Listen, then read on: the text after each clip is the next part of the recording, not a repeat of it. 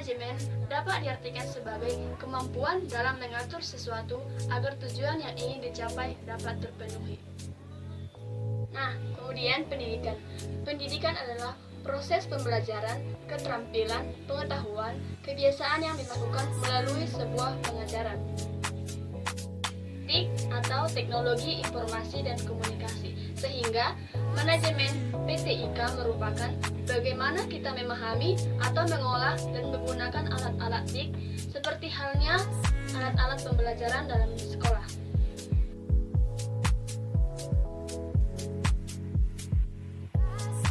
Manajemen sekolah. Nah, manajemen sekolah adalah suatu kegiatan yang dilakukan secara efektif dan efisien untuk meningkatkan kinerja sekolah.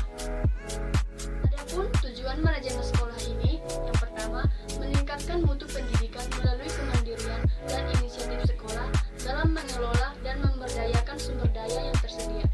Kemudian, yang kedua, meningkatkan kompetisi yang sehat antar sekolah tentang mutu pendidikan yang akan dicapai. Manajemen kelas. Nah, manajemen kelas yaitu mengacu kepada penciptaan suasana atau kondisi kelas yang memungkinkan siswa dalam kelas tersebut dapat belajar dengan efektif.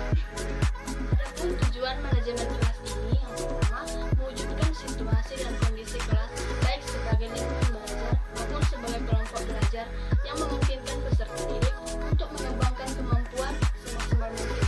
Kemudian, menghilangkan berbagai hambatan yang dapat menghalangi terwujudnya interaksi pembelajaran.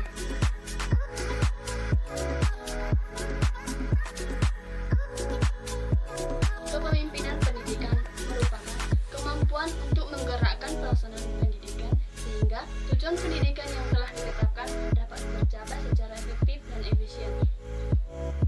Adapun syarat-syarat menjadi seorang pemimpin yaitu rendah hati dan sederhana, bersifat suka menolong, sabar dan memiliki kestabilan emosi, percaya kepada diri sendiri, jujur, adil, dan dapat dipercaya, kemudian ahli dalam jabatannya.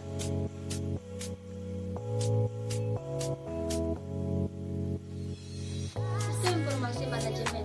Sistem informasi manajemen merupakan suatu sistem yang digunakan untuk mengolah serta mengorganisasikan data dan informasi yang memiliki manfaat dan berguna untuk mendukung pelaksanaan tugas atau kinerja dalam suatu organisasi. Di sini contoh sistem informasi manajemen yaitu Decision Support System atau DSS. Sistem ini membantu para manajer dalam mengambil keputusan dengan cara mengamati lingkungan dalam perusahaan. Contohnya, ring elektronik di sekolah, Tunas Bangsa yang mengamati jumlah pendapatan atau pendaftaran siswa baru setiap tahun.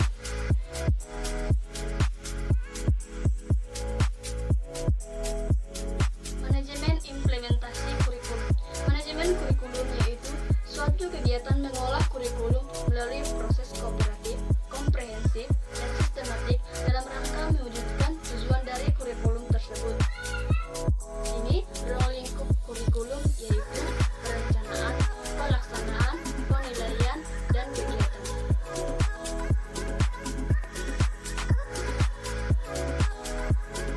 Rencana peserta didik merupakan bagaimana mengatur peserta didik dari mereka masuk ke lembaga sekolah hingga mereka lulus dari lembaga sekolah tersebut. Si manajemen peserta didik ini mengatur kegiatan-kegiatan peserta didik yang menunjang pembelajaran dalam suatu lembaga pendidikan.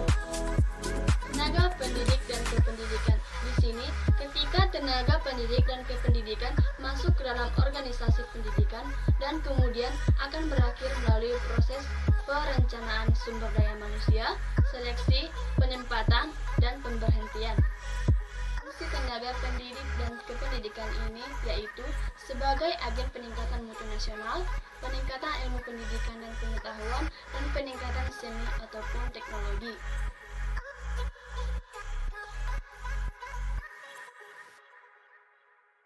Mutu merupakan kualitas, yaitu baik buruknya sesuatu.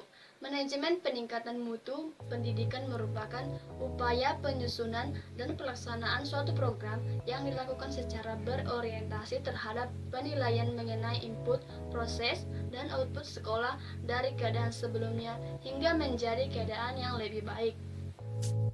Fungsi dari manajemen peningkatan mutu ini yaitu menghasilkan lulusan terbaik dari sekolah dan meningkatkan daya saing yang sehat antar sekolah. Adapun komponen-komponen yang dapat membantu peningkatan mutu pendidikan di sini yaitu seperti dukungan pemerintah, kepemimpinan kepala sekolah, kinerja guru, dan dukungan orang tua dan masyarakat.